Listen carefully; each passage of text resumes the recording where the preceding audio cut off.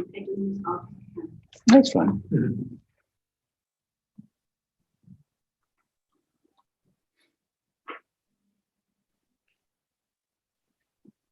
Okay, we're on. Thanks, Kimberly. So welcome to this meeting of the Eastern Committee. My name's Paul Rivers, and I have the pleasure of chairing this committee. As I start the meeting, I'd like to confirm that all of those present are indeed members of the committee, and Georgina is going to check you out. Yes, they are. Yes, good, excellent. So I remind you once again just to get quite close to the microphone so that everybody can hear when they are zooming in from afar. This evening we are supported by officers. We have Barry Devlin, our planning solicitor, Beth Howland-Smith, development manager, Catherine Pearson, area team leader, Gemma Patterson, principal planning officer, Tracy Farthing, planning officer, Graham Parrott, planning policy manager, Kimberly Stone, democratic services officer, who is in total charge of the technology for this evening, and Georgina Hall, who is in total charge of me. So thank you for that, our democratic services officer.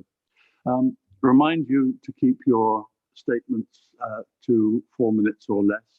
That's not because of my attention span, just that I think you can be very precise in a short time. As you know, there will be a little buzzer that sounds if you do exceed your 4 minutes, your allotted span. So, to our agenda then, item number 1, apologies for absence and substitutions. Georgina, do we have any? There's been apologies from Councillor Darcy, who'll be substituted by Councillor Williams. Thank you. And minutes of the last meeting. Committee, do you confirm the minutes of the meeting held on 14th of April 21 to be correct? They have been published on the council's website. That's a virtual and virtual hands, isn't it? That's back to normal, and that's good. Item 3, declaration of interest. Georgina, do we have any? Councillor Dinas has declared an interest in relation to Tree Preservation Order 20/2020 because of proximity to his address. Thank you. And questions by members of the public. Georgina, do we have any questions that have been received so far from members of the public? There was a question received relating to WA 2020-21-25 Gadbridge Villas. These have been addressed in the update sheet that you've all got. Thank you. And item 5, questions by members. Do we have any questions received? No questions received. Thank you. And item 6, to receive any relevant updates to government guidance or legislation since our last meeting. Beth? Thank you, Chairman. There's nothing to update members with. Perfect. Thank you very much. So that moves us on to the meat of the meeting then. Applications for planning permission. Item number 8, confirmation of tree preservation order number 20/2020, oak tree on land at Hollyoak, Lockswood Road, Alfred. The purpose here is to consider the objection to making of a tree preservation order, as so mentioned, and to determine whether the order should be confirmed with or without modification. And Graham Parrott is going to take us through it. Graham, thank you very much. Yes, thank you, Chairman. I think you've got members have got a full report on this, but I will just touch on it briefly. As the Chairman has said, the report concerns the confirmation of a tree preservation order. For members who may not be familiar with the process, in essence, when we make a tree preservation order, we consult on it. And if we receive objections and those objections can't be resolved, then under the standing orders, the matter is referred to the appropriate planning committee for consideration. We have 6 months within which to confirm tree preservation orders, and this particular one does need to be confirmed this month. The report, I think, sets out in detail why the tree preservation order was imposed, but as you will see, it was linked to a planning application to develop this piece of land. It was one of the trees that would need to be removed to enable access onto the land. The council's arboricultural officer had a look at the tree and was satisfied that the tree met the standards in terms of amenity value. And as you'll see in the report, in essence, what it means is the fact that it's got a TPO on it means that it remains a material consideration, both for any appeals and any further applications on the land. The absence of a preservation order obviously could have meant that the tree could be subject to some preemptive felling. I think the report and the photographs contained in the report illustrate the value of the tree and the justification for making a TPO. And it also sets out in full, including the details in the annex, the objections to the TPO, and those objections and the whole case really hinges on the issue of amenity value of the tree. Officers did consider very carefully the objection received, but remain of the view that the tree should be the subject of a tree preservation order, and therefore the recommendation to you as members is that the tree preservation order is confirmed.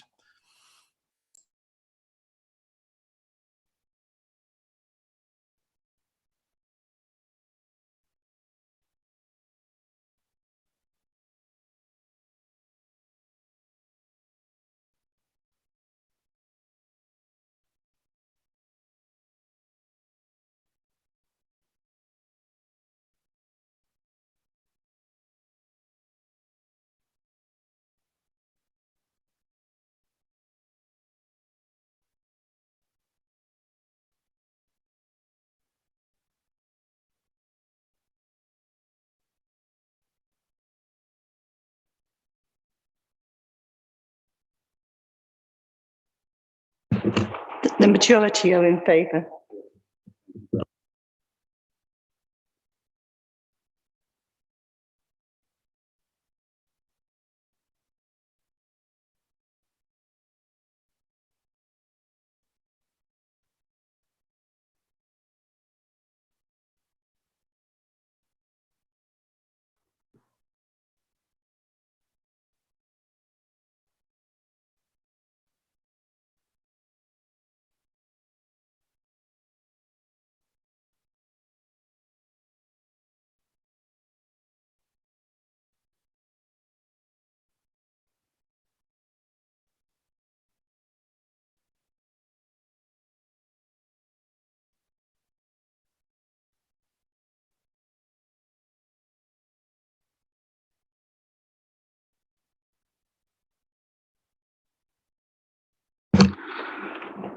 Beg your pardon, Tracy. I've introduced that nicely without my microphone. I'm not listening to my instructions to other people. I beg your pardon, members. You can always, just get up and walk out if this chairman is not behaving himself. So, just for the benefit of officers and people on Zoom, I'll start this again. I beg your pardon. So this is WA 2021-0124, One Hoe Lane, Huscombe.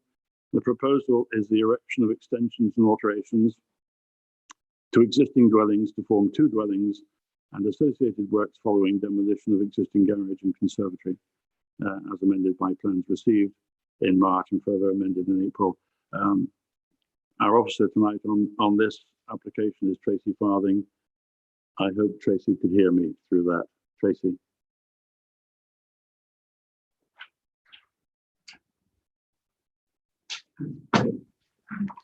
Thank you, Chairman.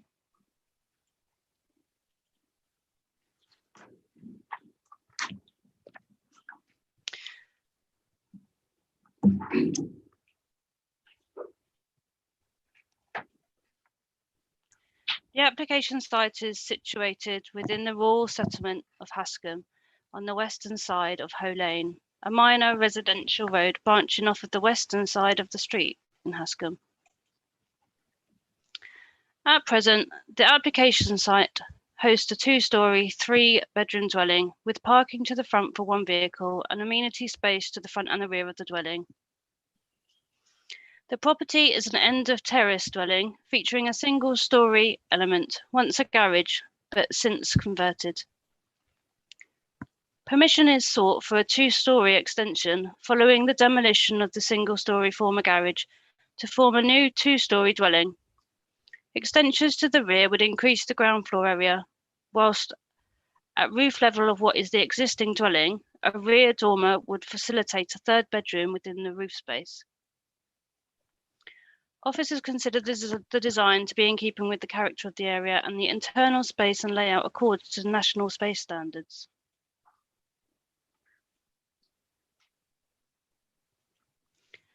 The existing parking layout for the dwelling at number 1 Hoe Lane provides one off-street parking space and has a 1.5 space under provision.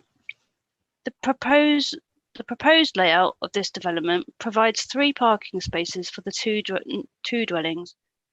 This provides 2 spaces for the new proposed 2-storey dwelling and retains the 1 space as existing for the existing dwelling.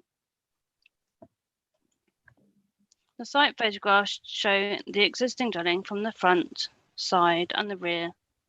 The proposed dwelling would infill the area above the single-storey element, as you can see in the photos.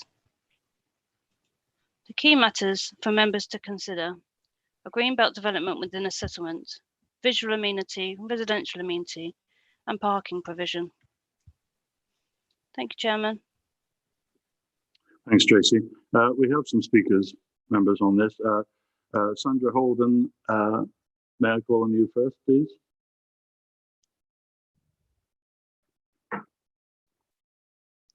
Is Sandra here? Sandra Holden?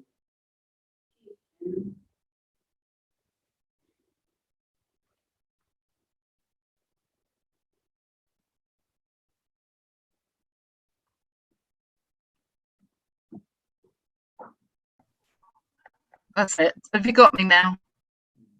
Yep. Sandra? Wonderful. Yes. Hello. Yeah, please go ahead. Sandra, you have 4 minutes. Okay. I'm speaking on behalf of Mrs. Gilbert of number 2 Hoe Lane. She would like me to speak. I'm her daughter. And first of all, someone went round and said that they need access to the rear garden where they are putting up the extensions to use the downpipe, sewer pipe that goes into the ground. That's the first one, even though there is one at 1 Hoe Lane. Also, the Mrs. Gilbert was told about an RSJ being fitted where they want to take it from 2 separate rooms into 1 open space, having an RSJ fitted, and that it may cause cracks in her ceiling wall. As for the parking, I've given photographs across of a different time that shows the car park at the rear of the property. So instead of being at 10 o'clock at night, it was during the day, about 7 o'clock in the morning, and you can see the difference between how many spaces are used and not. Mr. Ginn has had photos taken of the fountain lay-by, which originally was the bus stop and is now just a lay-by because the bus stop was moved. And it's just for people to collect water to take off for their gardens. There's disruption, there will be disruption to the front access. Ambulance had to be called to number 3 Hoe Lane the other day. And this is a problem that's going to be ongoing, obviously. And where the other one is, where will the building material be going? That's it. Thank you. Sandra, thank you very much for that. We have another speaker, Andrew Harrison, the agent who is speaking in support. Mr. Harrison. Hi there. Good evening, Chair and members of the committee. Thank you for allowing me to speak. First, can you hear me? Is the microphone working? Fine, Andrew. Yeah. Okay. 4 minutes, by the way. Yeah, the first thing is really that to kind of dwell on is that this is a brownfield site, and therefore it's kind of part of being able to develop within a rural village, which avoids development in the countryside, which is a primary purpose of the NPPF. Dealing with parking, which has obviously been an emotive issue with neighbours. As covered by Tracy, the existing 3-bed house has actually got one space in its existing form, and it retains that. All that's happening is a bedroom is moved from the ground floor to the loft. The new house that would go next to it is also a 3-bed house, and it's would be provided with 2 off-street parking spaces. Looking at the relevant policies on this matter, Guildford's Parking Guide 2018 states that it should have a maximum of 2 car spaces, so it fully complies with the Guildford parking guidance. And Waverley's states that 2 to 3+ bed dwellings have 2 to 2.5 spaces. So we're sit within that range. The 2.5 spaces is only kicks in for 3+ bedroom dwellings, so 3 and more. So we're at the kind of bottom end of that range, and therefore arguably in the range. And I also would point out that Guildford, the county highways officer, has stated that he doesn't feel that this puts any significant increase on parking stress locally. And that's aside from any potential parking that may be available in the local roads, which we're not using. We're not using that to support this application. We believe the off-street allocation is adequate. And basically, we propose that this is sustainable development, which the NPPF places a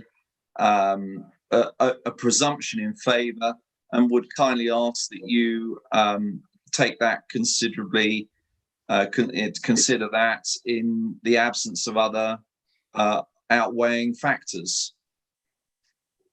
Thank you very much. Thank you, Andrew. And now we have Paul Lyne from Hascombe Parish Council. Paul.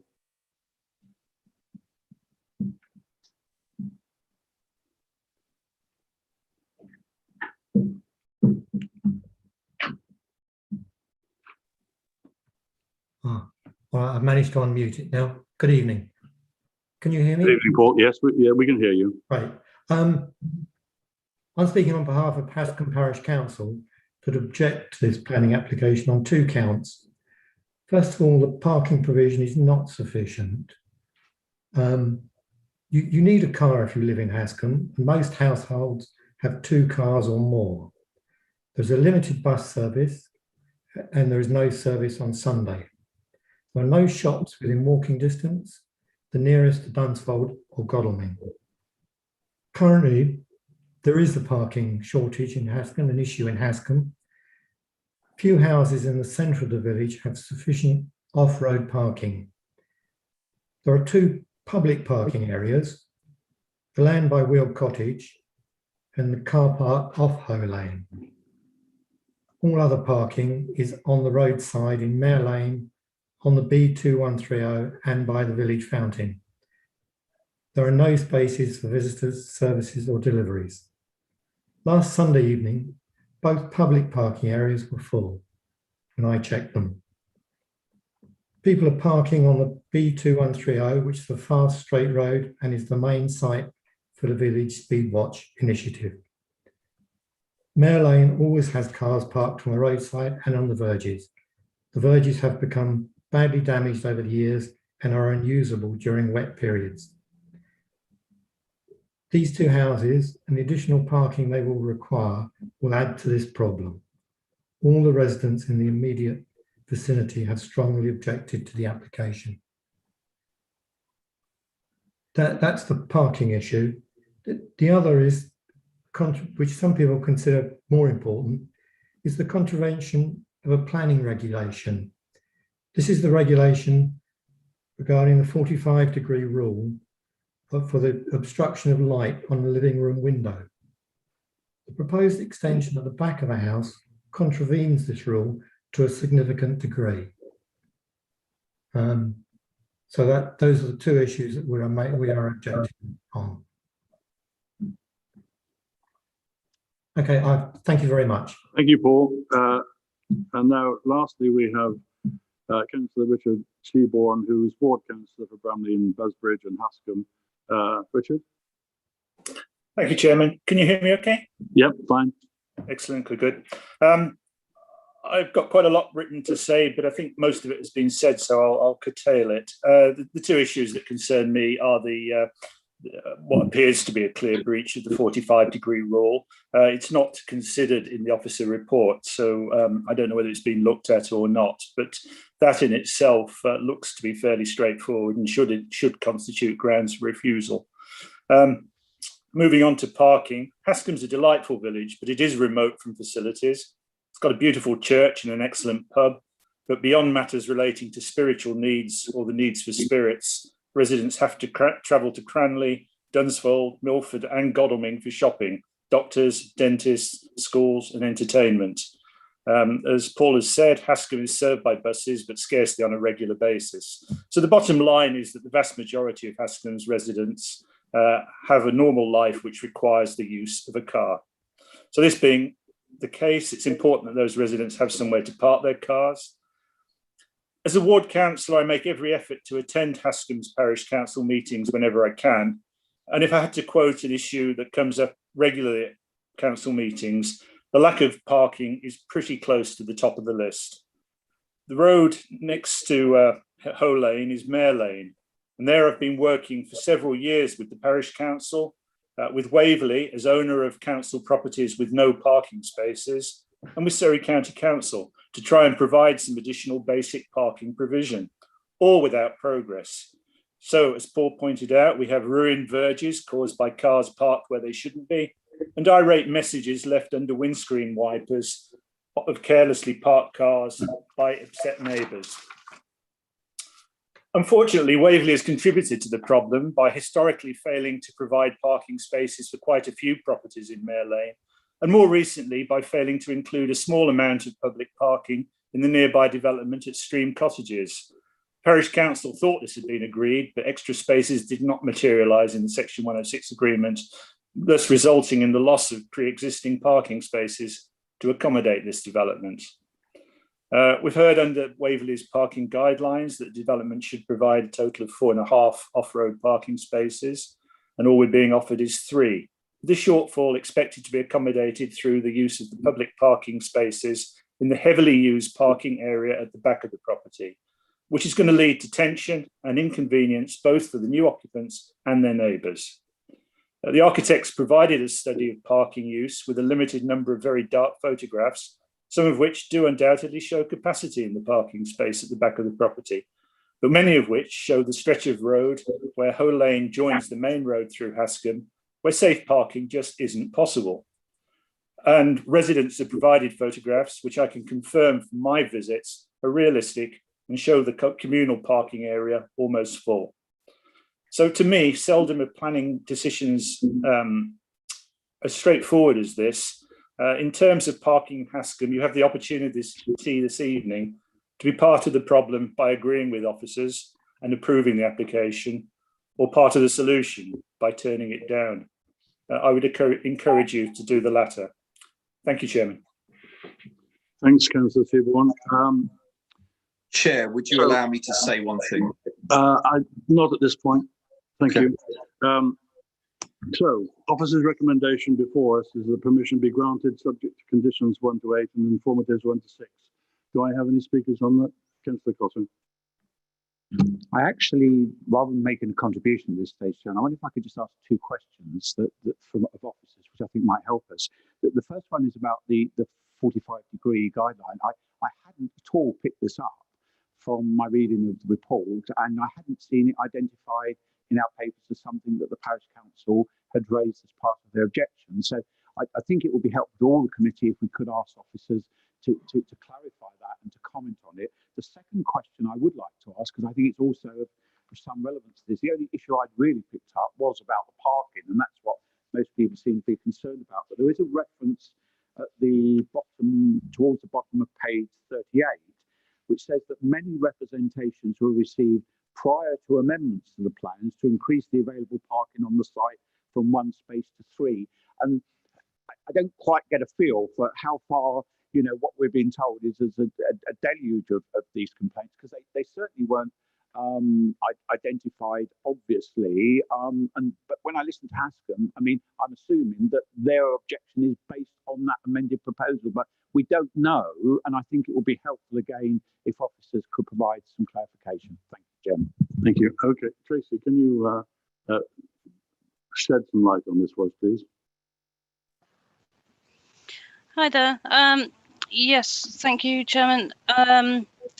The application has not, but the officer report didn't highlight the 45-degree rule. I think looking at the plans, the 45-degree rule is not accorded to in relation to the rear extension at the back.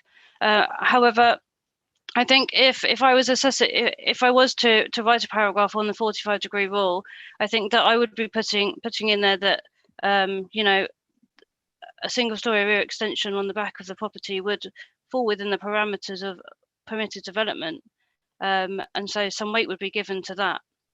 And in relation to the representations for the parking, many of those, as I've said, were received before the amended plans were submitted, and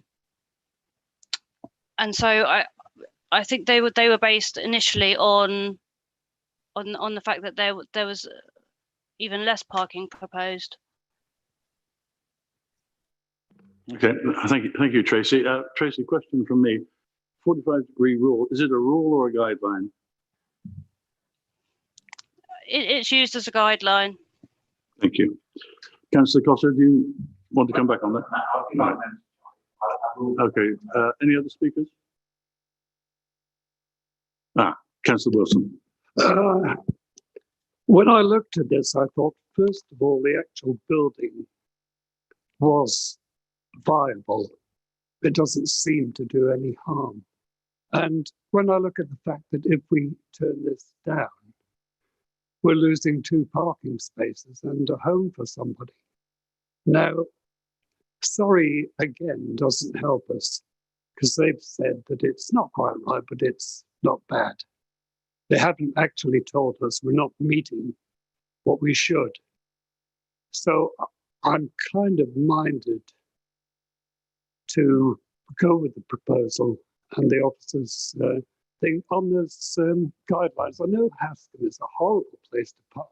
I visited it quite often and I like the place. But if we turn it down, we've got 1 parking space. If we let it go, we've got 3, which is near enough for an extra house. Now, we can't go back in time and say they should have had 2 or 2.5 parking spaces for the initial building. So I'm basing my thoughts on that at the moment. Thank you, Chair. Okay, thanks, Councillor Wilson. Sorry, Councillor Townsend. Thank you, Chair. I'm a little bit confused about the 45-degree rule explanation, I must admit. It is a supplementary part of our supplementary planning document, and I would want to know what the room was at the back of the house that was going to be compromised by the 45-degree angle, because we have sat in this chamber several times and refused planning applications because they have contravened the 45-degree angle. So I would like to know what actual windows are on the back, because if this is the main window into somebody's living room or kitchen, then it could result in quite a considerable compromise of the light into that room. So I really would like to hear more about that before I could come to a decision. Thank you. Thanks, Councillor Townsend. Tracy, would you advise, please? one would only assume that it would be a habitable room.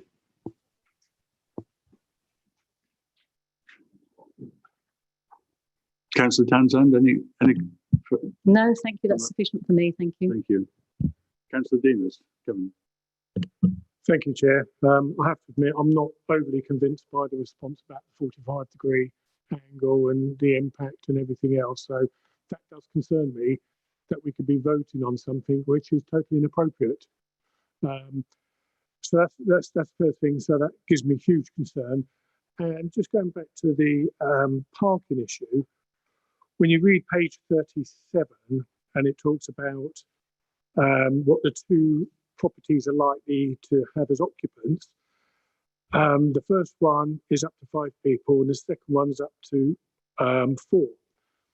So we're going to have 9 occupants, take out a few for being children potentially. That is going to be a lot of vehicles.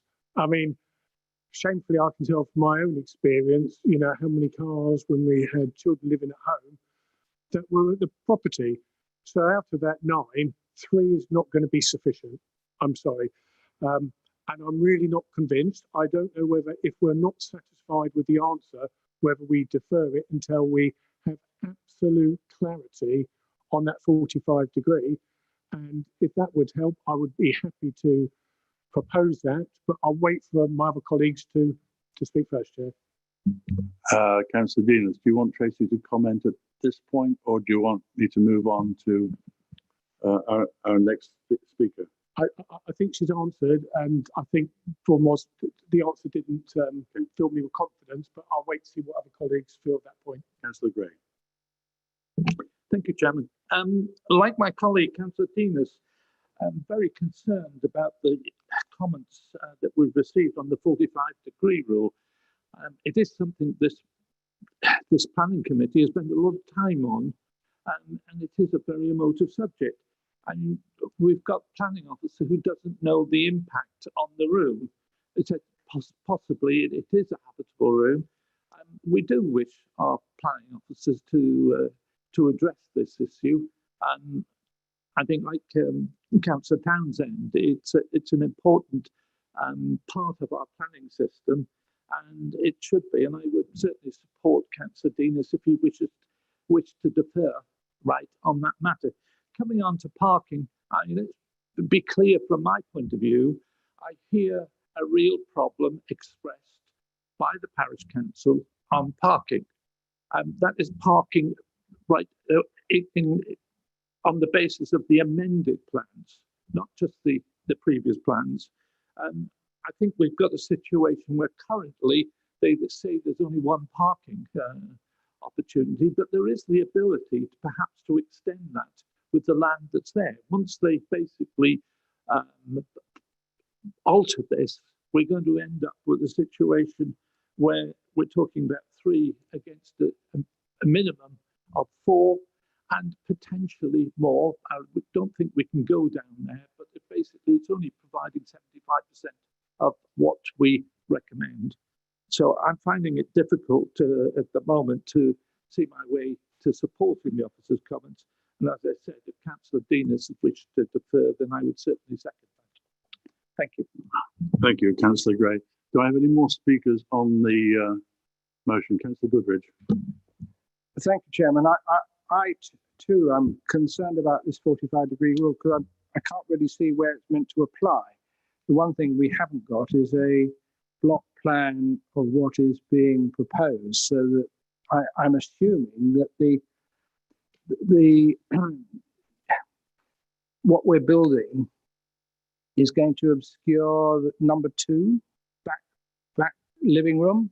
I mean, I'm just trying to clarify exactly which part of what we're building is blocking what, and I'm finding it very difficult on the plans to see what we are dealing with. See, that's a proposed block plan, but it doesn't show the neighbours. Now, unless it's just above the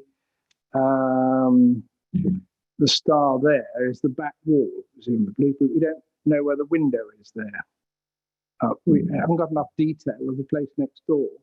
And what is it currently? Is it flush at the moment with the place next door? I think it is, looking at the first floor plan, no, the existing plan. The one we've got on page 26 seems to show the existing building flush with number 2 next door. Yeah, I just would like to know what windows we're talking about, because the plans don't make it clear enough to me. Right. Tracy, would you be able to comment, please? Chairman, could I possibly just comment myself? Sorry, it's Beth. Yes, please. I am just I'm just listening to the comments that are currently being made about the 45-degree rule. Now, Tracy is quite right that it is a guideline, but we use it as a general principle. What I would draw members' attention to here is that this extension could be done under permitted development, and that as such, there is no 45-degree rule to be observed. Notwithstanding that, it is part of a planning application for full planning permission. But I do think it is worth bearing in mind as highly material in your considerations when looking at the 45-degree rule as an area of concern. Thank you, Chairman. Thank you, Beth. Would you just confirm for me that you say that 45-degree issue is a material issue? Is that what you said? Thank you, Chairman. What I'm saying is the supplementary planning document for residential extensions is a material consideration as an adopted SPD. However, if the applicant were to seek to extend at the ground floor in that manner under permitted development rights, that supplementary planning document would not bite. The general permitted development order makes no reference to 45-degree rules or anything like that. So that is not something that would need to be achieved if it was to be done under permitted development. And I'm really giving you a fallback in terms of it being a material consideration, what they could do without needing to apply to us for planning permission. Thank you, Chairman. Okay, thank you, Beth. Councillor Dinas. Oh, may I take Councillor Dinas first? Thank you, Chair. But we've got to deal with what we've got in front of us, not what they could do or anything else. What is the application in front of us? And that is what our decision making should be based on.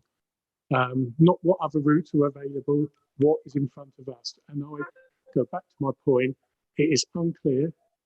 We will be voting for something we're not 100% sure about, which was why I think a deferment, which will allow Tracy and the applicant to provide that information so we can be brought back, rather than us vote on it and potentially people vote against it. I think I'm quite happy now to propose a deferment, and I'm sure I'll have somebody who will support that and vote on that, if I may.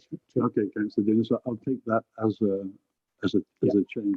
Do you have a seconder? I guess you. Yes, I'm happy to second that, Mr. Chairman. Thank you very much. Well, that moves us towards a deferral. Would anybody like to speak for or against the deferral at this point? If not, then we'll move to a vote on this new proposal to defer this application. May I see a show of hands on those in favour of deferral, please? Well, I think that squeaks through into a deferral then. Thank you, members. Thank you, Tracy. Okay. Moving now on to WA 2020-21-25 Gadbridge Villas, Gadbridge Lane. The proposal in front of us is the erection of 4 dwellings with associated carports, cycle stores, and creation of new vehicular access following demolition of existing outbuildings, erection of extension to existing dwelling, which is 1 Gadbridge Villas. Our officer who will speak to us on this is Tracy Farthing, and we have some speakers after that. So if I may pass on to you, Tracy. Thank you.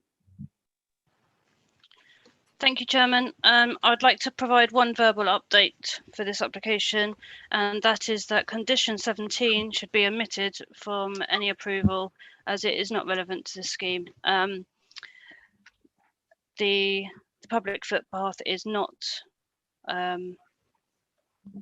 affected at all by the development. Thank you.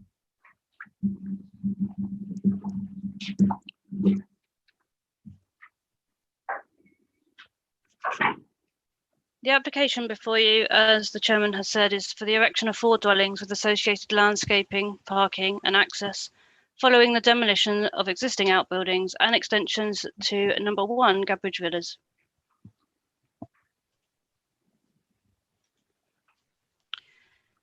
The application site is situated within the rural settlement of Ewhurst on the northern side of Gadbridge Lane.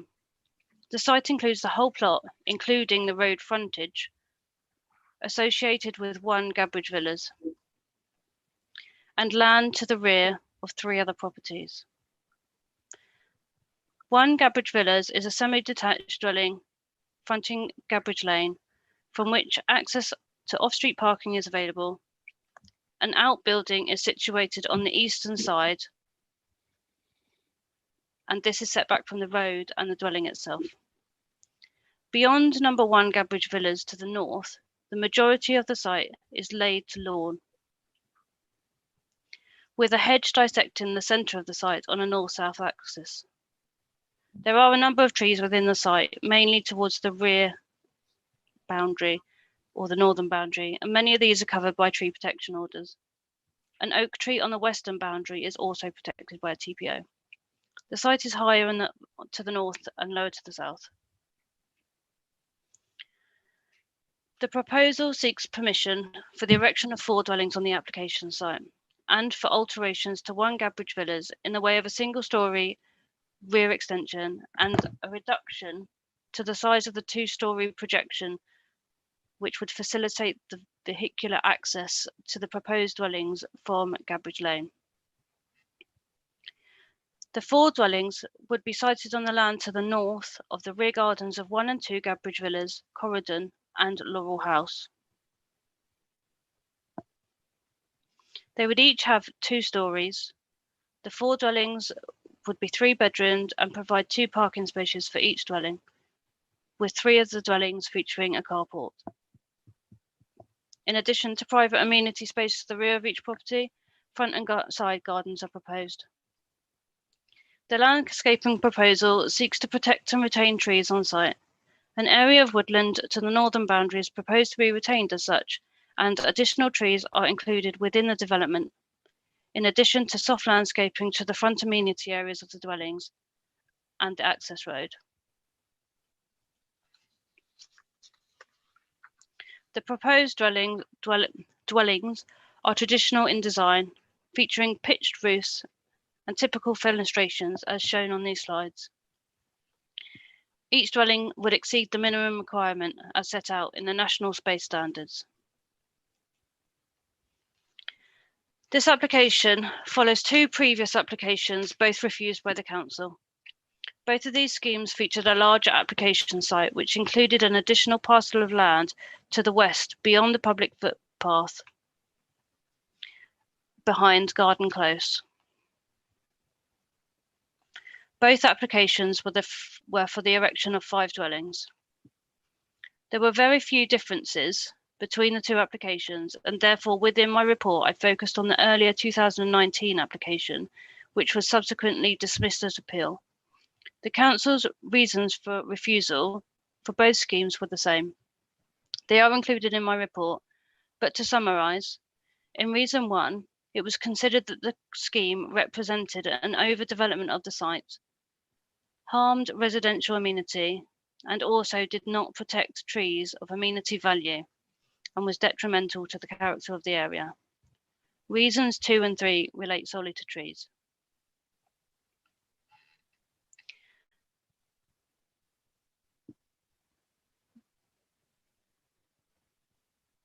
The site area has since been reduced and amendments made, which result in the development not affecting the TPO oak on the western boundary, and repositions plot 1 a further 4.5 metres south of the trees on the northern boundary, introducing a more usable gardens area with a better relationship to these trees.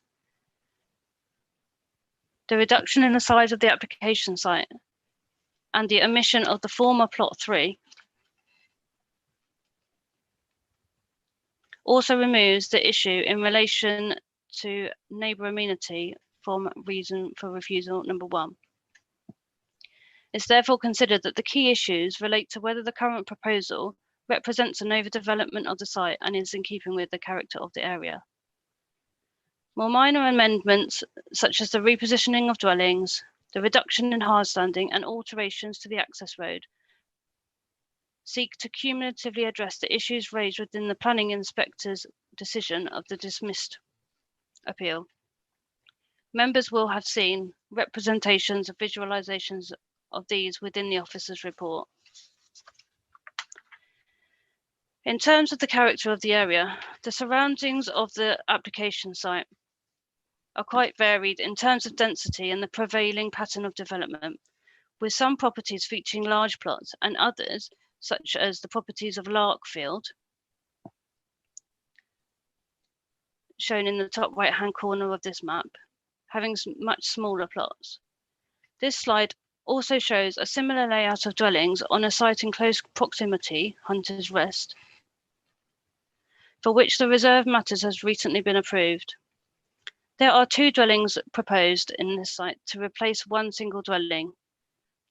The density is lower, however, it's noted that the properties would be accessed via a road from the green to the east in a similar way to the application before you.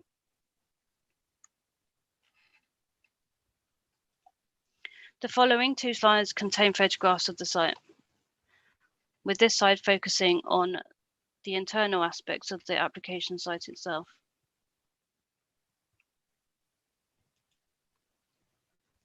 These are photographs that are taken from outside of the site boundary.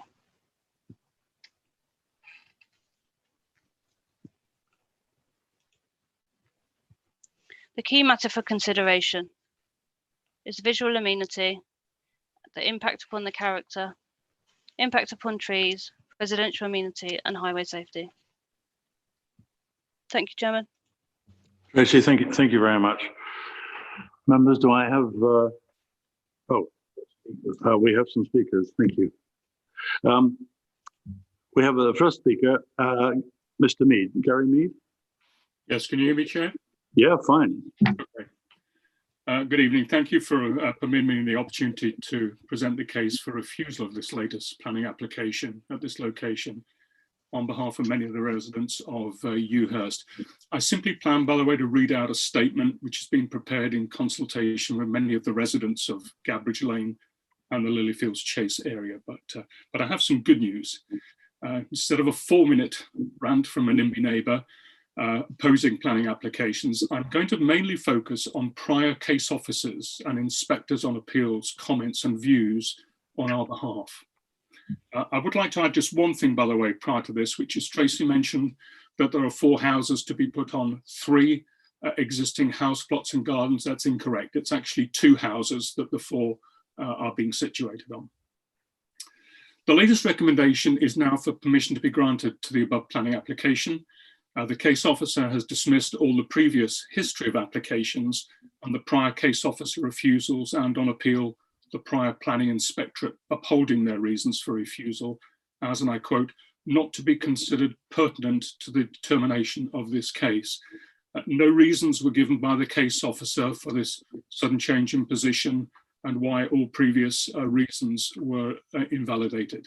So, although I may appear to be impertinent, may I be allowed the opportunity to present why the previous case history is indeed fully relevant and why the reasons for earlier refusals are still applicable to this latest planning application, which is purely a minor modification of the earlier refused planning applications, as Tracy mentioned, in this location. And to support this argument, a previous case officer quoted, "The slight reductions in some of the proposed dwellings are very minor in nature, and would not have discernible impact on the perception of the bulk and mass of the buildings. So please allow me to quote from the previous refusals that are pertinent, and there are many, these are just a few. Firstly, the proposals would result in an overdevelopment of the site, detrimental to preserved trees, the amenity of adjoining occupiers, and the character and appearance of the area, contrary to policies of the local plan. Secondly, there would be harm to the living conditions of the occupants of neighbouring property, having regard to outlook. The development would harm the character and appearance of the area. The harms identified would be significant and overriding. Overall, the form of development is considered incongruous within the wider area. It is a backland development with a long, narrow access point between two existing dwellings along Gabbridge Lane, which is itself on the edge of the village. There are material differences between other schemes in the area and this proposal. The proposed scheme is cramped within the surrounding area, and the proposed buildings would have smaller plot sizes than those surrounding them. This, combined with the wholly backland nature of the scheme, combines to create a development which would appear to be significantly out of character. And finally, the planning history is a material consideration. So the resultant density, as Tracy mentioned there on this plot, is 6 houses replacing 2. It's thereby increased immediately by 300%. The local housing density along Gabbridge Lane, rather than wider areas of Ewhurst, is 6 houses per hectare. This proposal increases the density to 13 houses per hectare. It's no wonder that this proposal has been described by an earlier case officer as cramped and out of character with neighbouring properties. There are also numerous, far too many to cover. Could you sum up, please, because you've got 10 seconds left. Oh, sorry. Okay, let me just summarise. This backland development is unwanted, unnecessary, and proposed in a totally unsatisfactory location for any form of housing development, as many residents of the village of Ewhurst have stated on many occasions. Thank you, Mr. Mead. Call on Thomas Rumble now, please, another speaker. Thomas Rumble. Good evening, Chair. Can you safely hear me? Fine, yes, please go ahead. Good evening, Chair and members. As you are aware, the proposals relate to the erection of 4 medium-sized family houses on land to the rear of properties fronting onto Gabbridge Lane. In respect to the principle of development, the site is located inside the settlement of Ewhurst, where new residential development is to be supported. You will appreciate that there is a strong need for housing in the borough, especially outside of protected land such as Greenbelt or AONB. The proposal will respect the character of the area and forms a logical location for housing growth. The proposed plot sizes, heights, and garden areas are appropriate, having regard to those found in the locality, whilst the density is entirely appropriate. Further, the detached houses comprise 2 stories only, with pitched roofs, brickwork detailing, tile hanging, gabled frontages, chimneys, and timber elements, so to enable an attractive traditional design consistent with the character of the area. Now, importantly, the scheme responds positively to a previous inspector's decision. To summarise, the scheme offers more spacious, soft landscaped front and rear garden areas, a substantial reduction in dwelling footprints and hard standing, a reduction in site area. This includes the removal of the previously criticised dwelling located to the rear of Garden Close, enlarged rear garden areas, a bespoke landscaping strategy that includes new tree planting throughout the development, including upon immediate entry to the development adjacent to plots 1 and 4, the removal of any development from inside root protection areas, and a substantial increase in separation from the trees located on the site's northern boundary. In relation to neighbouring residential amenities, the distances between the proposed and existing properties accord with the local plan and SPD standards. Further, the removal of the dwelling located to the rear of Garden Close resolves any conceivable impact upon the paddock properties. A combination of amendments have been made in specific response to the previous appeal decision. The scheme achieves an appropriate balance between providing housing, a soft landscaped environment, and respecting the prevailing character of the area.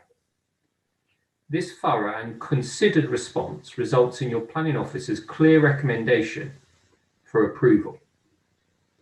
In respect of the proposed access, parking and layout, this has been carefully designed to meet the County Council's highway standards. You do not object to the proposal. The scheme is not subject to any objections from the Council's technical consultees.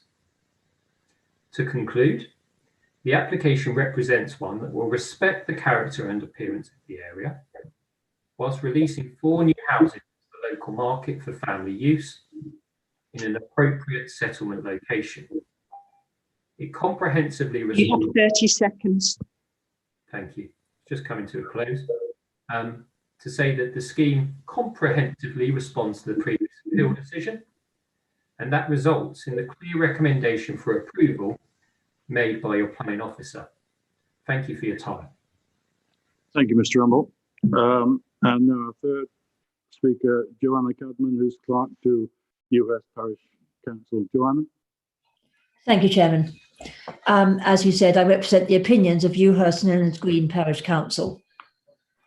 The key issue here is whether the latest proposals go far enough to address the inspector's concerns when the appeal was dismissed last year. The primary reason for the appeal dismissal last August was that the proposals then represented a cramped form of development, which caused harm to the character and appearance of the area. It remains the case with these latest proposals that the development will be both cramped and harmful. There were several indicators of the cramped nature of the proposals. The number of units has been reduced, but so too has the site area. The density of the development remains largely unchanged as a result. The garden areas are restricted and out of character with the long rear gardens evident to properties in Gadbridge Lane. Plots 3 and 4 have development within 6 metres of the boundary, causing overlooking and loss of amenity for existing residents and poor living conditions for new occupiers of the development. The appearance of the development from within the estate road appears very hemmed in, with the building frontages being in close proximity to each other. Plots 3 and 4 have been turned through 45 degrees to try and avoid direct overlooking to the frontages of the opposite plots, but this remains a problem, and in doing so creates a strange and incongruous layout out of character of the area. A major flaw of the proposal is that there is no provision or space for the turning of service vehicles. Refuse vehicles are required to collect the bins from an unsightly collection point on Gadbridge Lane. This creates a need for new residents to wheel or carry refuse almost 100 metres in some cases, which would be challenging for elderly residents or those with mobility needs. This would be contrary to the requirements of the NPPF and local plan to create inclusive new developments. The pressures on felling or lopping the protected trees in the rear gardens to plot 1 and 2 remain, as they will overshadow these gardens. The inspector also raised these concerns last August. Further, and perhaps most significantly, no vehicle larger than a private motor car can turn on this site. Delivery vans, removal lorries, and construction vehicles will all have to reverse out onto the narrow lane. Previous proposal to at least address this essential requirement, which has recently come into sharp focus with reliance upon online shopping and supermarket deliveries now becoming daily events. With no provision for visitor parking and no options along the narrow Gadbridge Lane, the situation here will quickly become chaotic and untenable. Waverley should not permit such poor quality estate layouts, and Ewhurst's character should not be compromised by densely urbanised backland development of the type represented by these proposals. We respectfully ask that the application be refused. Thank you, Chairman. Joanna, thank you. Thank you very much. And finally, Councillor Val Henry, please, who of course, as we know, is Ward Councillor for Ewhurst. Thank you, Chairman. As ward member for Ewhurst, it's incumbent upon me to represent the people. That's the people of Ewhurst. And some 100 residents plus from across the village have concerns with this application. Amenity and living conditions, the effect on existing residents. Belargus, for instance, the household will be living alongside the new access road on the eastern flank, and every single arrival to this new site will be heard, smelt, and seen as vehicles negotiate that speed table. And with so many people reliant upon online shopping and supermarket deliveries, this will be around the clock. As has been said by Joanna, there is no turning space on site for delivery vehicles. So lorries, removal vehicles, and anything bigger than a domestic car, they're going to have to make several maneuvers to turn around to enable them to come out onto the road in forward gear. As I say, okay for the domestic car, but I have no idea how on earth the construction traffic will cope with this situation. Whilst it's claimed that the weekly dustbin collection will be enabled by having a collection point near the road, surely that feature will not meet the needs of elderly people and those with disabilities, and this is contrary to policy EHN3. Gabbridge Lane already has a known and existing problem with flooding. There is no river anywhere near the place, but it wasn't called Gabbridge Lane for nothing all those years ago. Water flows downhill, the site is elevated and much of the site will be non-permeable. The water runoff will add to this existing problem, and this is a real concern to the lane dwellers. Meanwhile, the residents on the south side will be menaced by headlights as vehicles leave the site. Now, coming on to the effect of the character, appearance and distinctiveness of the surrounds, the primary reason for the latest appeal was cramped form of development, which caused harm to the character and appearance of the area. You've heard that before. And whilst the number of units has been reduced, so too has the site area, and the density therefore remains unchanged. All property in this area has space around it. These garden areas are restricted and out of character, with the long rear gardens evident to properties in Gabbridge Lane. Of great concern is the proposed development will make for an unhappy place. Plots 1 and 2, with the large TPO oak trees in their back gardens, roots overshadowing, and the new residents are going to be under pressure to lock, fell, and interfere with the integrity of these glorious trees that can be seen from various sites around Ewhurst and not only in Gabbridge Lane only. Plots 3 and 4, as has been mentioned previously, it's only six metres from the boundary and will cause overlooking.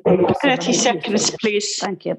So overall, this latest application on this site does in no way address the inspector's concerns of 2020. Thank you.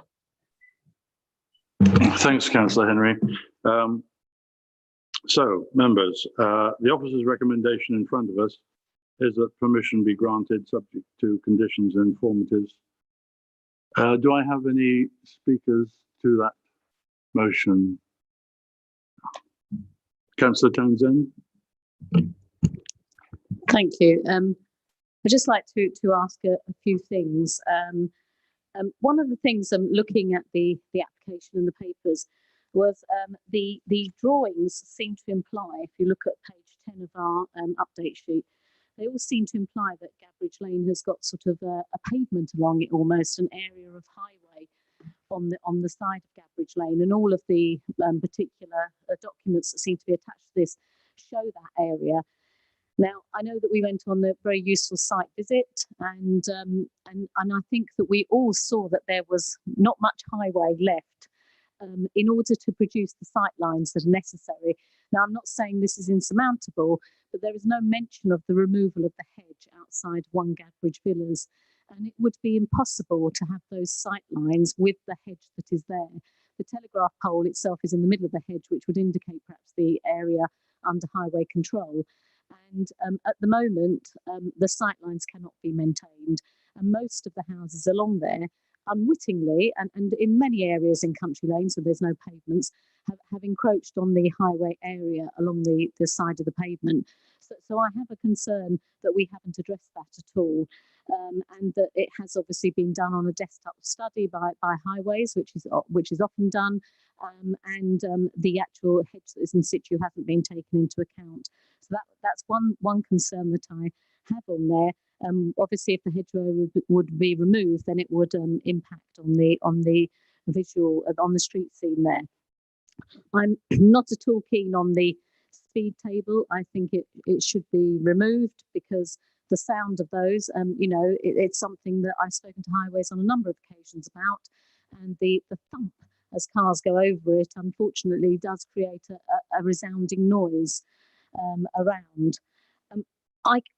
When we've had appeal decisions before, we have asked officers if they would attach the appeal decision to the report, which would be really helpful. I mean, we can look it up, but it is helpful to see it.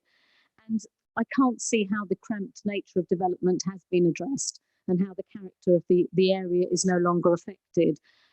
Officers mentioned the Larkfield houses, but they are small houses. They are not detached houses. It's a small terrace of houses. They're probably 2 bedrooms. There may be some 3, but generally 2-bedroom terraced homes, which obviously would be far more a dense development. Most of the properties that are detached within Newhurst have reasonable sized gardens, and that is the character of the area. And I don't see how that has been addressed. The thing I do see that's been addressed is the hard standing, and that has become less. But that for me does not address the character of the area. There are a couple of other things which I'd like to pick up as well. The energy statement for the homes is so disappointing. I think we should be concentrating that, especially for a development of 4 new homes. I think where they talk about solar panels or PV panels, we should be hopefully going for that and trying to include those in the development. The fact they're going for gas boilers and water cylinders in this day and age is really, really disappointing. And I would expect us to start to challenge that under our CC1 and CC2 policies. Finally, there are a couple of things about the extension on the actual property of Gadbridge 1. There was mention in the back survey that they should have a back box put up and back accessible tiles. That isn't mentioned within the report. And also the license for the BAT, if any development did go ahead on the extension. They talk about a low impact class license. I can't find mention of that. It just refers to a BAT license. The sloping of the site is an issue for me. It's a much higher site than the properties on Gadbridge Lane, and I think they would be quite visible. And if it were to go ahead in any shape or form, if people don't think that it affects the character of the area, which I do think, then I think those permitted development rights should be removed from the roofed areas, because I don't think that would be helpful at all to the houses that are existing on Gadbridge Lane. I'd also point out that in condition 19 on the application, I think it should be BMP 2.2, not 2.7, with regard to protection of the hedgehogs. So there are some of the points that I would like to raise. Thank you, Chair. Thank you, Councillor Townsend. Would you like Tracy to make any comments now, or shall I move to other speakers? I'm happy to listen to other speakers and then to address it at the end. Councillor Costa, then, please. Thank you very much, Chairman. There's a lot of paper to read on this, a report, a writer's report, and lots of correspondence, which I understand from local people, and I've tried to read it all quite carefully. I have to say that I'm a little bit genuinely undecided on this at the moment. I do understand some of the concerns I've heard articulated both this evening and in the various objections and things that have been sent to us. However, I don't think I share the view that this in one sense is pretty much the same, and that the issues raised at appeal and so on last time are the same as should be applied here. I don't think the site is as cramped. I recognise the changes that have been made and find those bringing about a far more acceptable development. And I certainly want to listen to other colleagues before I finally make my mind up on this. Can I just ask two questions that don't seem necessarily to be particularly central to it, but they concern me, which is enough for me. One is that there was a reference, I think it's on page 65 of the report, about the importance of needing to keep the access clear, and that's absolutely right. I've dealt with different hats on with a lot of problems over the years about access and sight lines and so on, and who is actually responsible for them. And I'd like to actually understand, because I do think in the nature of this development, that is going to be important. And I'd like to know who would hold that responsibility and how we could secure it, because I've seen too many new developments in which all sorts of promises are made about what's going to happen, and they don't happen because they've not been properly secured, and either dangerous or unworkable situations are created. So that's the first thing I'd like some more information on. And the second one is the whole saga of the bins. I think the point about having such a long distance to move the bins is a genuine one, particularly for older people and so on. I saw in the paperwork somewhere that there was an intention to suggest that all the residents would club together and pay somebody else to come and move them down, and that just seems completely fanciful to me. Whether it will ever happen, I don't know. Whether it can be secured by covenant or whatever, I'd like some advice on. But unless it can be, I think we just have to rule that out, because in reality, people move house and different people will come in and they'll refuse to do it, and it just ain't going to work, in my view. So further comment on that will be appreciated. Thank you, Chairman. Okay, thanks, Councillor Gosser. So sight lines and maintenance, and dealing with the bins and the bringing down to the lane. Tracy, can you comment on planning aspects there, please?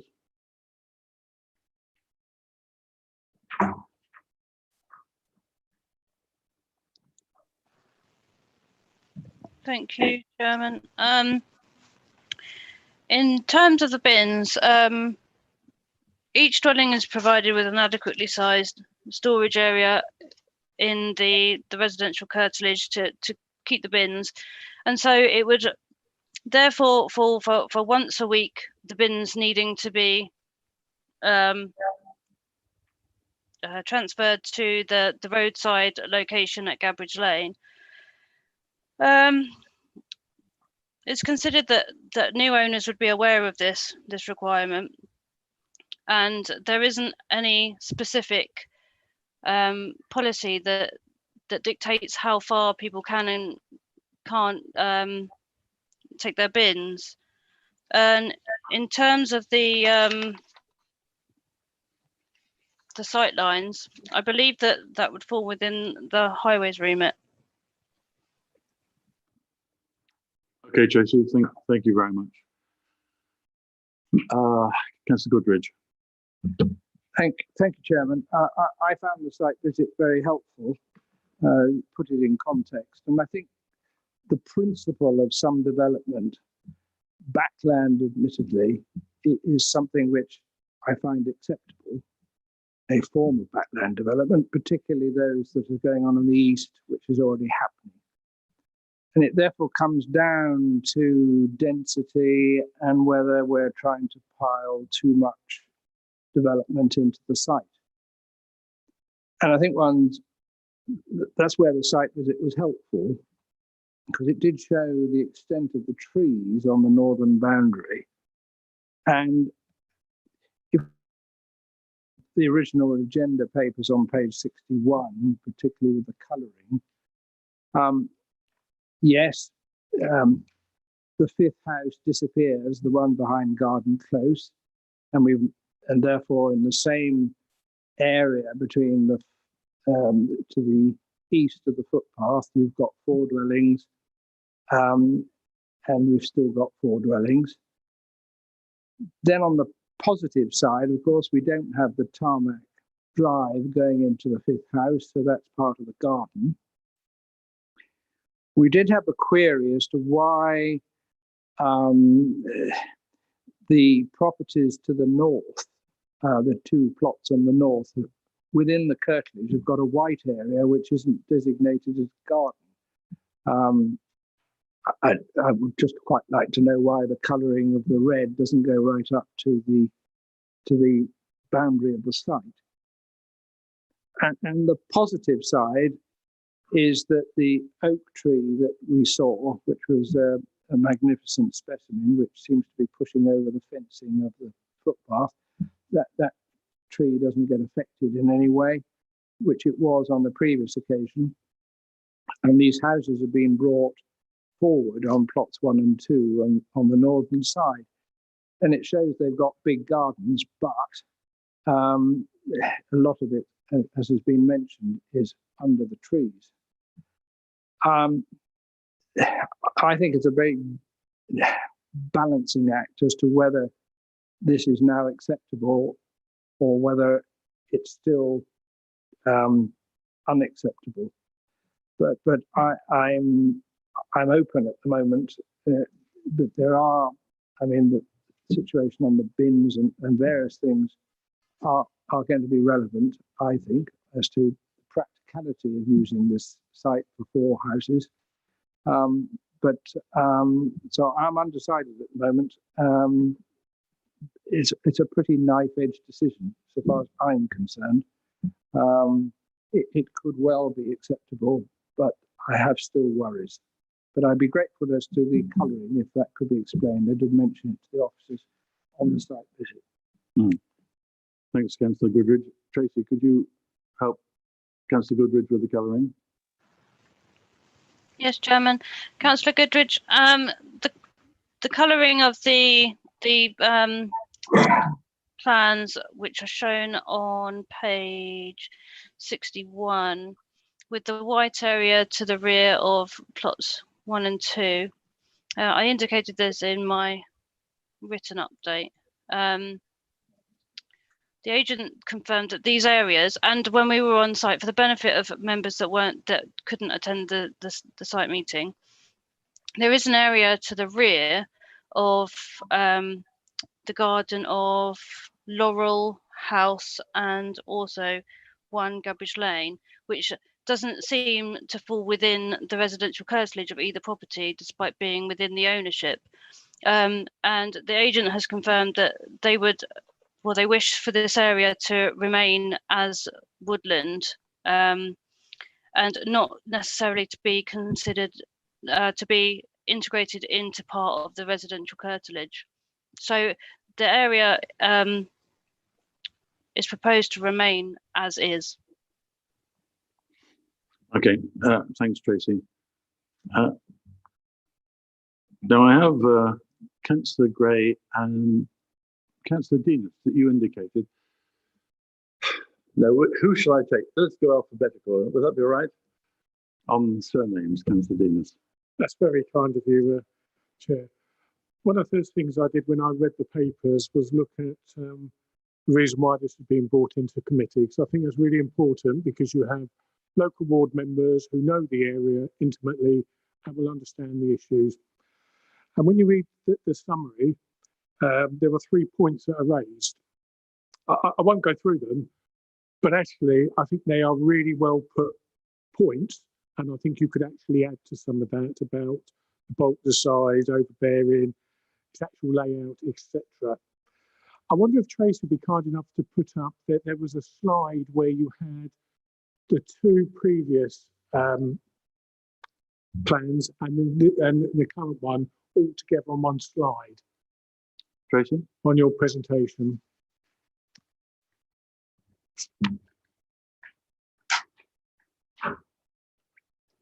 Okay, that's okay. I mean, I think it's probably the point Councillor Costa raised about how similar is this or not, where the appeal.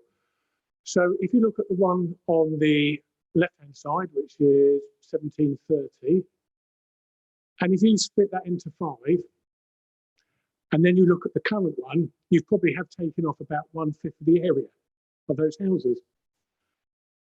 So, you know, that's quite a big chunk that's been taken off. So you've got 5 houses at X space and 4 with the same proportion, really, in my view, looking at that map. So you then go back to the well-reasoned grounds for refusal by the inspector, which was clearly about the bulk, the size, overdevelopment. Well, you've reduced it by 1, but you've taken a big chunk of land off. So it's the same issue for me. So I would disagree with my colleague to my right. If it was the same piece of land and that was green land, absolutely I could say there's less bulk and size for that point. And I think the point was made, it's gone from the local area 6 houses per hectare to 13 as an average for that area. And I think, again, that was very, very telling for me. I think the applicant, Thomas Rumble, said this is a logical location for houses. Well, I'm sorry, putting 5 or 4 houses into a back garden with a driveway that's going to shine lights on the people opposite and is going to drive past the fronts of other houses is not the logical place to put houses in any way, shape or form. Joanna Cadman from the parish, I thought spoke very eloquently, and she highlighted the cramped form of development and how harmful. And I have to agree, and I'm not sure whether it was Joanna, the location, the angle of the houses is bizarre. When I looked at it, especially the first 2 you come to, you know, they're all just like higgledy-pickledy and funny angles. So I think the layout is a personal bit of an issue. I think the bins for me is a no-no. Yeah, we have to consider that people and residents change, and therefore older people may move into the house. And when your bin is full, I only have to take mine 20 or 30 foot, but sometimes they're so heavy, you're sort of struggling. To expect this for the future, I don't think I could ever sign up to. And I can't remember who said it. It's a balancing act. This is, but on my balancing act, I couldn't support this in any way, shape or form. Thank you, Chair. Thanks, Councillor Dinas. Councillor Gray.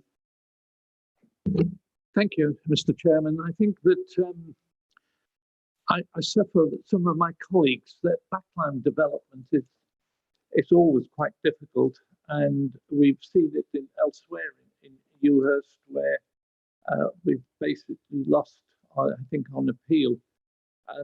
There are differences.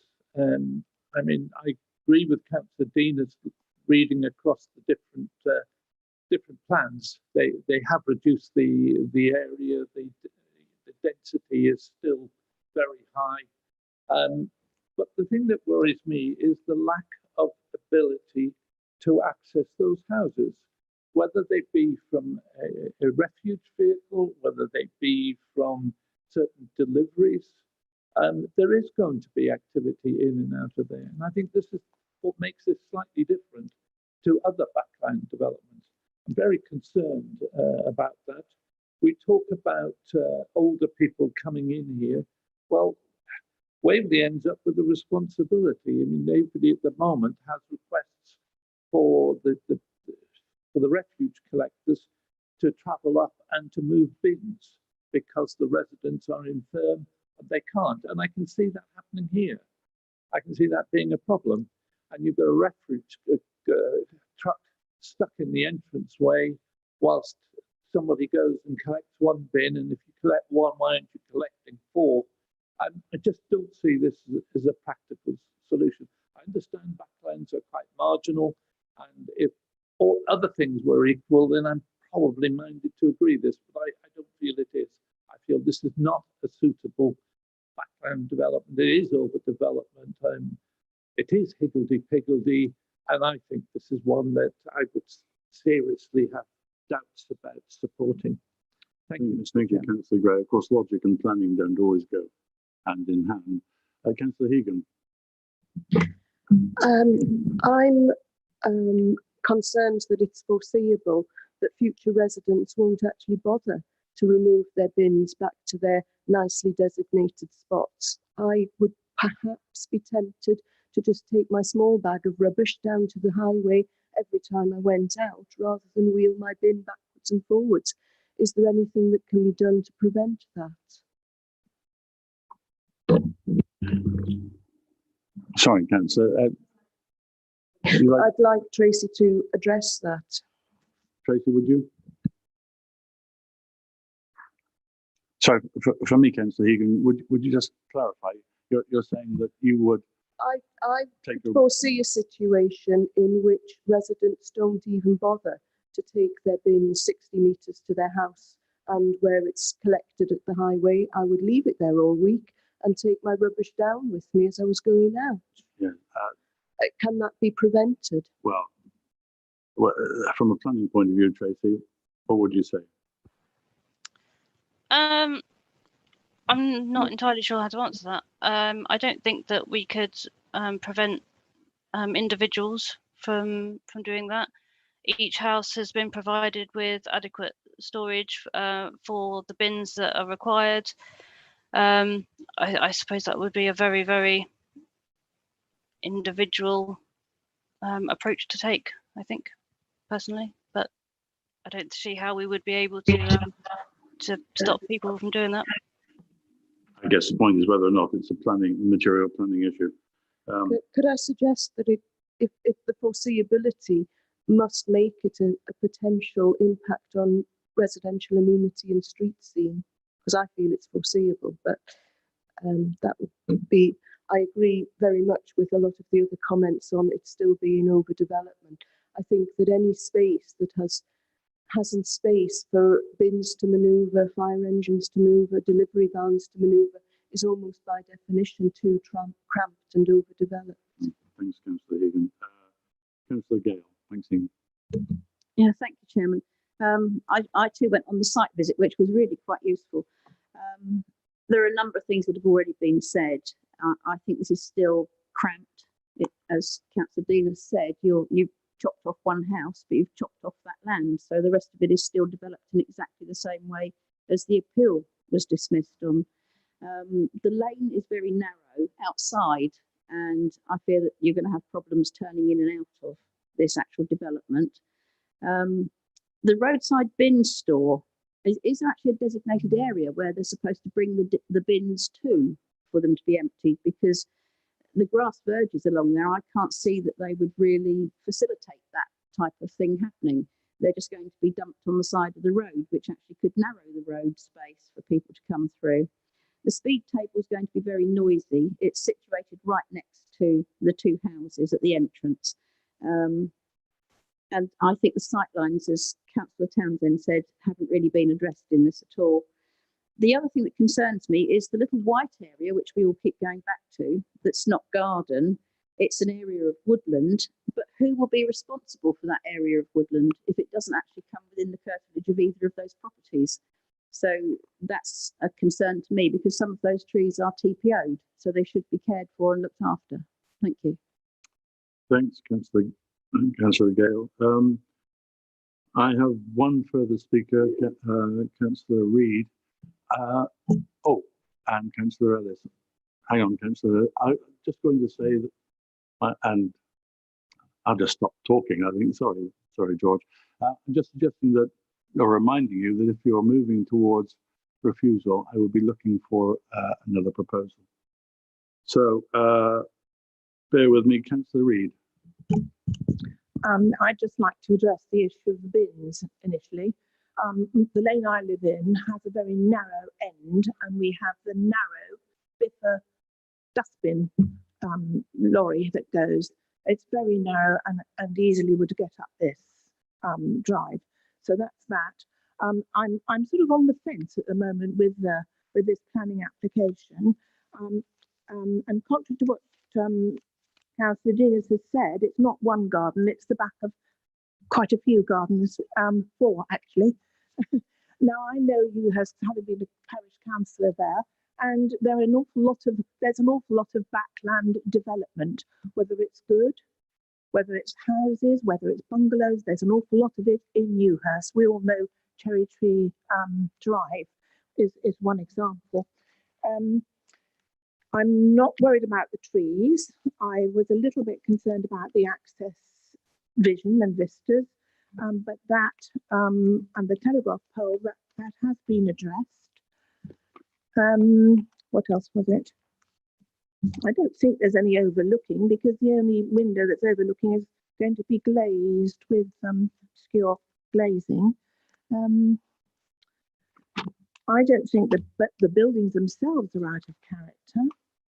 I would also think it might be a good idea, rather than to have so much tarmac, is to have more gravel on the drives and in the carports, so the water will go through. That would help with the drainage that councillor for the village has mentioned.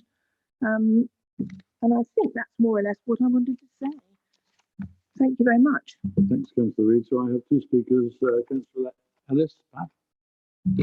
Thank you, Chairman. I believe that this application is for an inappropriate form of backland development that would, in fact, have a serious detrimental impact on the quality of the lives of the existing residents.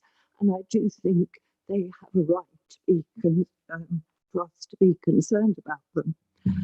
As pointed out in the officer's report, the site is surrounded by existing properties, but as the site and layout exists at the moment, there is sufficient separation to enable residents to enjoy peace and quiet and privacy. However, by virtue of the scale of the proposed development to erect 4 quite large detached properties with associated landscaping, parking and access, it would, in my view, be a significant overdevelopment of the site that would completely alter the established nature of the area. The speed table, they're very, very noisy, and this would significantly impact on people close by, and the proposed restricted parking areas associated with the development would exacerbate existing and serious parking problems in the area. Thank you very much, Chairman. Thanks, Pat. I have Councillor Wilson and Councillor Williams. Councillor Wilson. Thank you, Chair. Looking at it again, when the 3 applications were put up, it doesn't actually stop it from being overcrowded. If they'd left the area of land which the 5th house would have been in and utilised it, 1, you could have had a turning point, and 2, it would actually have dealt with the matter of overcrowding. Taking the land away as well as the house just makes it a nonsense. I think the inspector would look at it again and say, you haven't done anything. You just haven't. You've taken a lump away and given us an overcrowd. If you look at the picture, they look the same. The houses have moved. How much? Thank you, Councillor Nothing Wilson. at all. The other thing is, of course, the access. If you cannot get emergency vehicles, a fire engine going up that access from that lane, it would frighten me. Would it not you? I just think that it's badly thought out. The access should be sorted if it's possible. Otherwise, the development should be much smaller. Thank you, Chair. Pleasure. Okay, and lastly, Councillor Williams. Just looking and rereading the previous reasons for refusal, which I do believe material considerations here. I just cannot, I mean, essentially the previous reasons for refusal were around overdevelopment and impact on trees. And even if the issue of impact on trees has been resolved here, the issue of overdevelopment certainly has not been. I cannot see that actually putting 4 dwellings into a smaller space at potentially, it appears, a higher density is as much overdevelopment as putting the previous 5 dwellings into a larger space, I think it is still overdevelopment. There's significant size dwellings, and I've listened very carefully to the debate, and I think that more than anything else really has to give us reason for refusing this application, I'm afraid. Thanks, Councillor Wilson. Well, if I can crave your indulgence, there was one question I think asked by Councillor Gale to which we didn't get a response, which I would like to hear before I decide, and that is the responsibility for that left white land, which does have TPO trees on it. Who would be responsible for that piece of land? It may be that the planning officer has other responses as well, but on that particular point, I don't think we did get a response. Tracy, would you comment on that? The land would fall into the ownership of plots 1 and 2.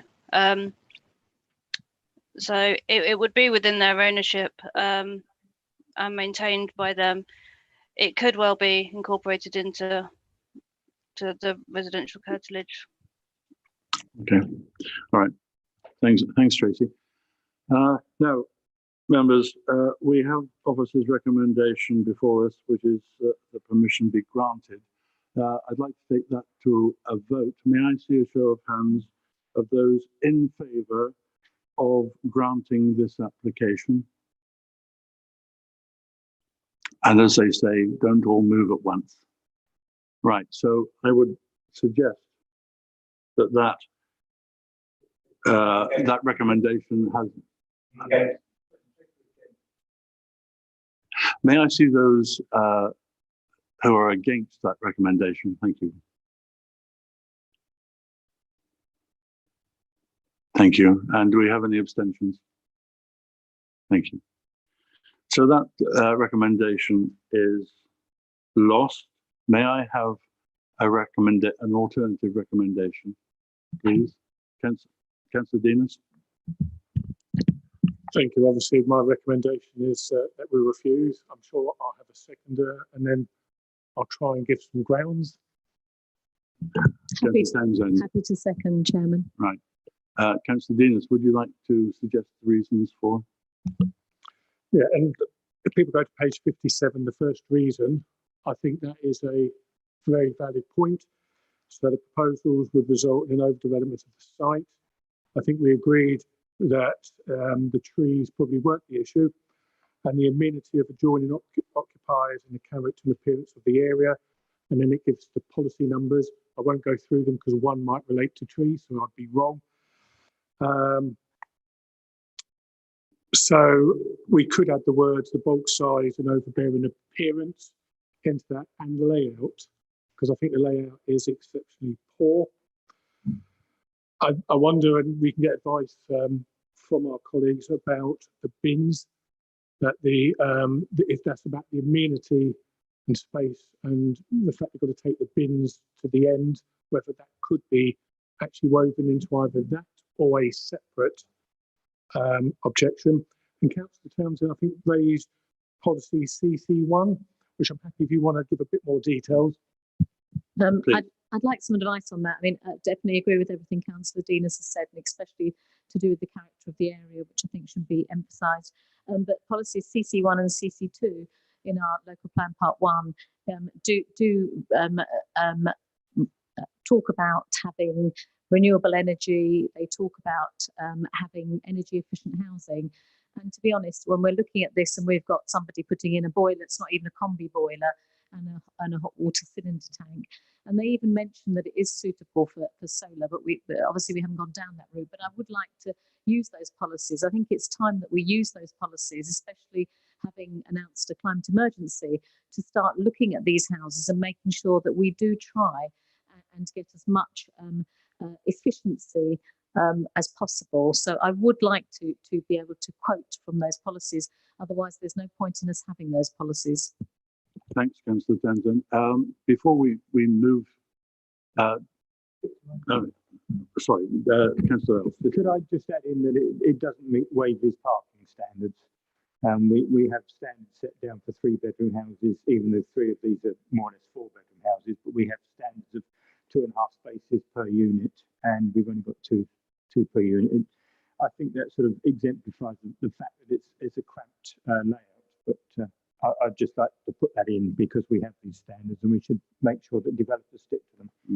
Thank you, Councillor Alves. At this stage, Tracy, do you have any comments before I move to a vote? No, I mean, I would say that we could possibly address issues such as parking by condition. However, I don't think that conditions would go far enough in this instance. Thanks, Tracy. So, members, Councillor Denis has made a proposal to refuse recommendation on a number of accounts. May I see by a show of hands those in favour of refusal? Sorry to interrupt, Chairman, but could we address whether or not we can use CC1 and CC2 as reasons for refusal as well, please? Tracy? Tracy, can we do CC1 and CC2? Can I transfer that question to either Beth or Marie, please?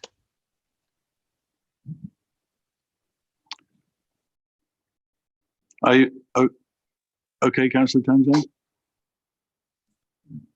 Hi, thank you, Chair. It's Marie, team leader. I would say that wasn't a reason for refusal previously. Therefore, if we did add that as a separate reason, we would potentially be liable to a cost situation in that this is something new that we're now coming up with. However, if members do feel strongly about that, then we could have that as a separate reason. Councillor Townsend? Would it be possible to have it as an informative? Marie? We wouldn't usually put informative on a reason on a refusal, but it would be noted in the minutes, so it would be clear then why members have come to this conclusion, and everything you've discussed would be in the minutes. Okay, Councillor Townsend, you okay with that, Councillor Denis? That's fine, Chairman. Right. Yeah, there's a record of it, Chair, so the applicant will see it and know he's got to work towards it. Right.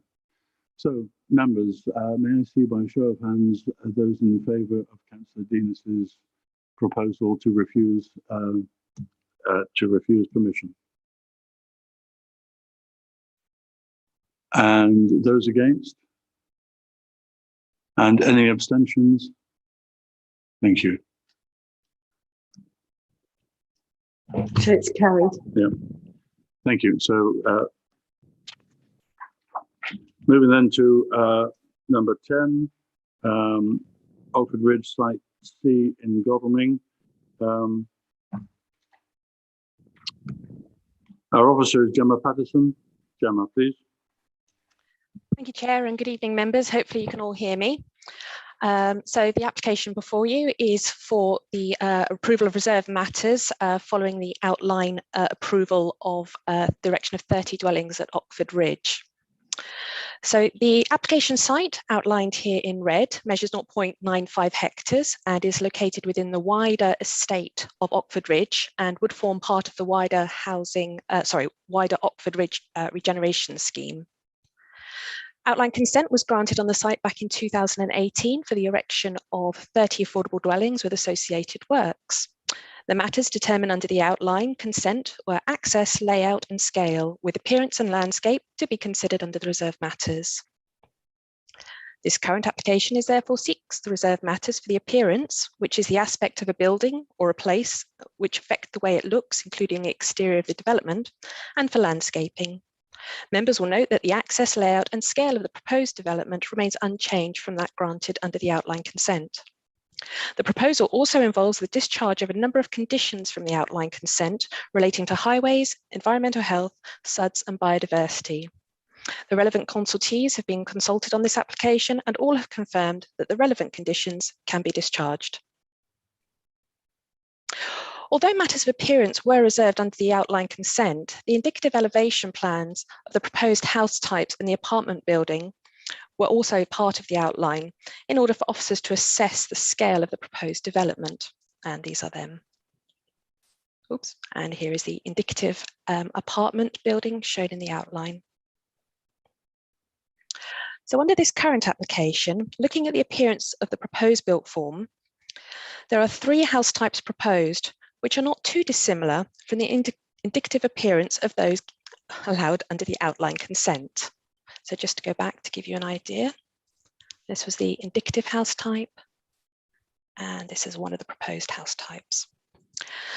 House type 1A and house type 1B are of similar architectural style. They are predominantly traditional in form, as demonstrated by their 2-story scale and by their gabled roofs, although they would feature some contemporary detailing, which would be the gable end parapets just here.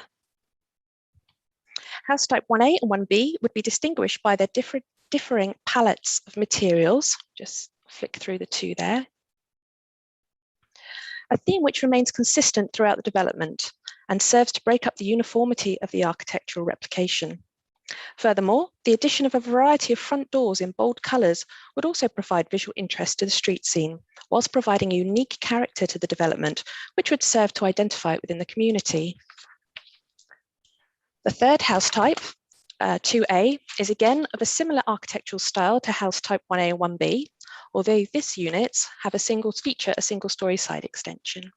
So just through the 3 house types proposed, and if you can see in the corner here, their location within the street scenes.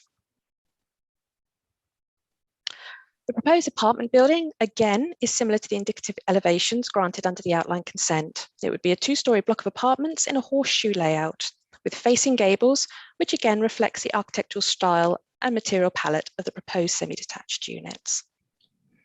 These apartments would also feature steel balustrades at first floor level to serve Juliet balconies. And there we go. Oh, sorry, beg your pardon. This is the apartment. Moving on to landscaping. My apologies for the scale of the plans, but I would just like to draw attention to the ridge walk, which is along here. Everyone can see my mouse pointing. So the ridge walk is proposed as a green pedestrian spine running along Oxford Ridge, adjacent to the highway, which would terminate at the green. The proposal is sought to retain as many existing trees as possible, and new tree planting has been incorporated into the scheme, including an increasing number of trees along the ridge walk. The proposed new residential units would benefit from deep frontages, which will be planted with trees and hedges, which will contribute to the spacious and green character of the development. And the apartment buildings would have a natural style curtilage comprising grasses, ornamental shrubs, and perennial plants, this area here, with hedgerow to the front. So this slide is a few photos to show the existing site, which is currently boarded up, which demonstrates the overall scale, form, design of the existing building within the site that to be demolished. This slide here is to give members some idea of the diversity of the built form within the Oxford Ridge, ranging from 1960s traditional style gables with cat rear side roofs, which is here, to sort of gable terraces up here, and then to some more rather new contemporary development, which is here. And this is resulting from the regeneration.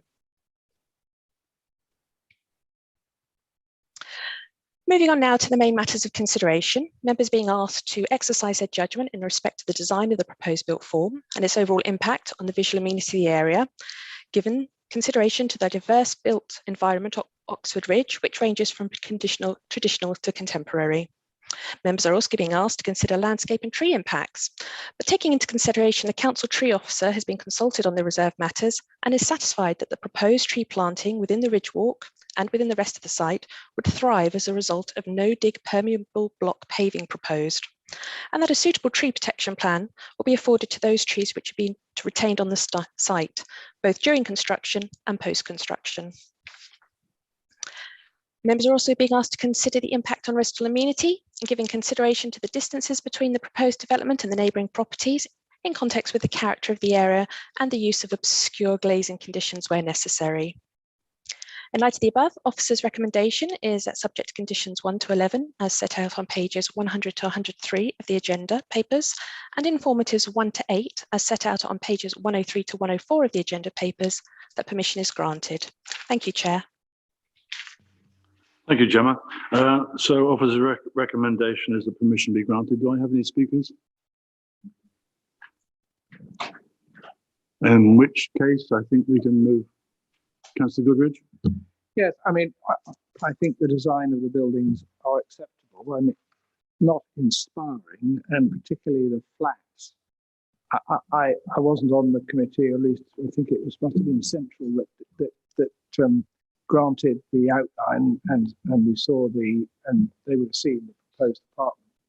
I just find it fairly boring design, to be frank. Acceptable, probably. I mean, it has got some features of sort of paler bits, horizontal at the top of the windows and that sort of thing to break it up a bit front. But I just slightly disappointed, but not to the extent that I think it's unacceptable. Thank you, Councillor. Councillor Reid?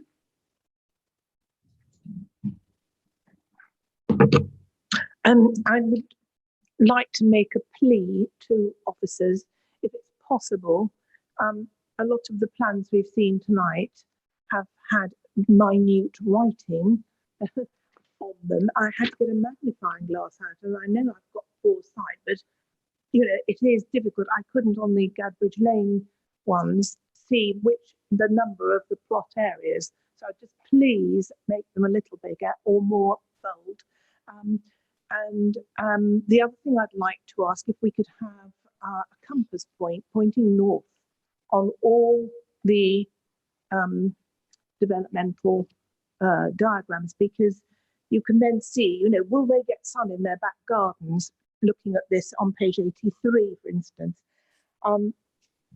So we're supposed to look at layout, materials, and I do agree with Councillor Goodridge that it isn't interesting. It's very bland, the apartment block.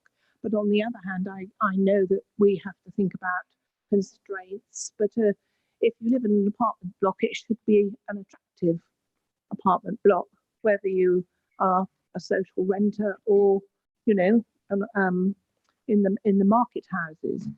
It's also very nice to have a more southerly or southwesterly facing garden. I'm pleased to see that the gardens on the whole of this layout on page 83 are, you know, near each other, which is good for wildlife. But I'd also like more detail on this walkway, which sounds very interesting, but I can't see much in the way of detail on the diagram, I'm afraid. And I do hope that the trees that are going to be put in will be of a mature size. Those are my comments. Thank you. Thanks, Councillor Reid. Would you like Gemma to comment on that? Gemma, could you help Councillor Reid through that? Perhaps Yes, of course. Yes, of course. So the Ridgeway Walk itself is there's going to be planting beds along the actual footpath here, which is going to contain some trees and some shrubs and some hedgerows. And then the other side, you'll actually have the sort of green of the hedgerows to the proposed development as well. So the idea is this is to be sort of like a walk all the way up to the green. It's supposed to, you know, give sort of a spacious character, a green character, an area which at the moment doesn't really have much of a verdant character. So it's really going to sort of to give it that sort of spacious green. And I take the point members may have about the overall design of the apartments. Again, there is going to be a lot of planting to the front of the apartments. There's going to be some hedgerows, which will hopefully sort of, you know, give it a more attractive appearance. While I appreciate that's not the built form that's attractive, the landscaping to the front is going to be, you know, quite dominant, and will, when viewed against that built form, will hopefully make it more attractive. Thank you. Thanks, Gemma. Councillor Reid, you happy with that? A little bit. Right. Do I have? Yeah, but I'm particularly happy with it. Thank